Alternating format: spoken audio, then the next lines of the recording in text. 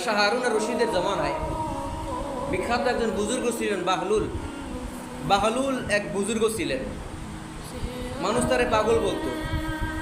ওই বাহলুল রহমতুল্লাহ আলাই একদিন চিন্তা করছেন বাদশাহ হারুন আর রশিদদেরকে দাওয়াত দিবেন, দিনের দাওয়াত দিবেন, বাদশাহ হারুন আর রশিদকে দিনের দাওয়াত দিবেন।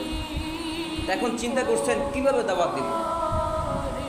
চিন্তা করছেন বাদশার দরবার, আমার মতো একজন নগণ্য একটা মানুষকে কি সেখানে যাওয়ার কোনো সুযোগ আছে? নাই। এখন কিভাবে দাওয়াত দিবেন? তো বিখ্যাত বুজুর্গ বাহলুল রহমতুল্লাহ আলাই চিন্তা করলেন, একটা কাজ করি, আমি নিজে হকার হয়ে যাই। সুবহানাল্লাহ কর, আমি নিজে কি হয়ে যাই? হকার হয়ে যাই। হকাররা কি বেছে? এই মাছ মাছ, দধি, হ্যাঁ হ্যাঁ, এবারে বিভিন্ন কিছু দই চিল্লা গ্রামে আইটা হকাররা কি বেছে? এগুলা বেছে। তখন তিনি চিন্তা করছেন, বিখ্যাত বুজুর্গ বাহলুল রহমতুল্লাহ আলাই চিন্তা করলেন যে বাদশার দরবারে যাইতে হলে আমাকে কি করতে হবে? হকার হতে হবে। এই জন্য হকার হয়ে গেছে। তো কি করছেন?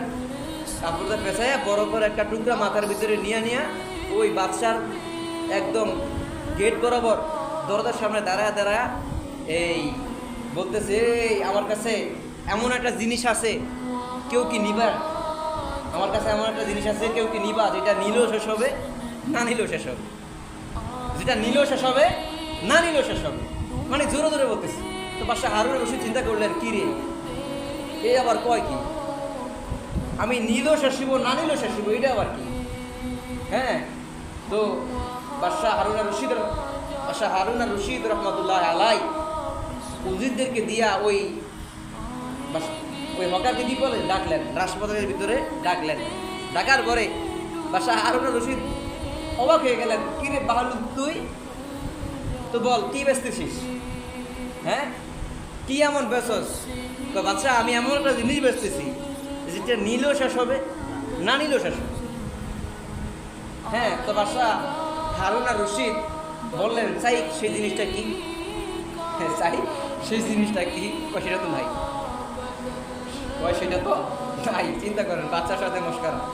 সেটা তো কি নাই, থাকবো কইতন বরফের দোলা, এই সকাল থেকে আনছে, এতক্ষণ যদি থায়, সেটা তো নাই। এখন বাদশাহ হারুন আর রশিদ বলতেছেন, তুমি আসলে আমাকে বুঝাইতে চাইছো কি, সেটা বলো। বিখ্যাত বুজুর্গ বাহলুল রহমতুল্লাহ আলাই বলেন, বাদশাহ, আমি বরফ আনছিলাম।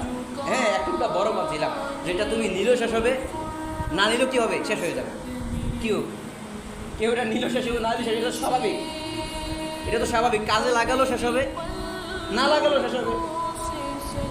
তো এখন বাদশাহ হারুন আর রশিদ বলতেছে, তুমি আমাকে কি মেসেজ দিছো এটা দ্বারা? কি বুঝাইলা?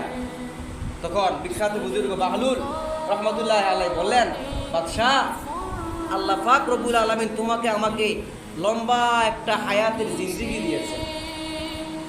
এটা যদি তুমি নামাজে লাগাও তবুও শেষ হবে, যদি নামাজ না পড়ে কাজে লাগাও তবুও কি হয়ে যাবে? শেষ হয়ে যাবে। যদি রোজায় লাগাও তবুও শেষ হবে, যদি রোজা না লাগাও তবুও শেষ হবে, যদি জাকাতে লাগাও তবুও শেষ হবে, যদি জাকাতে না লাগাও তবুও কি হয়ে যাবে? শেষ হয়ে যাবে। সুতরাং আল্লাহ পাক যে তোমাকে যে হায়াতটা দিছে, ওই হায়াত তুমি যেই কাজে লাগাও না কেন, এটা শেষ হবেই, এটা থাকে যাবে না। এই জন্য নিজেকে নিজে আখিরাতের জন্য প্রস্তুত করেন। আমাকে যে কবরে যাইতে হবে সেজন্য প্রস্তুত করেন।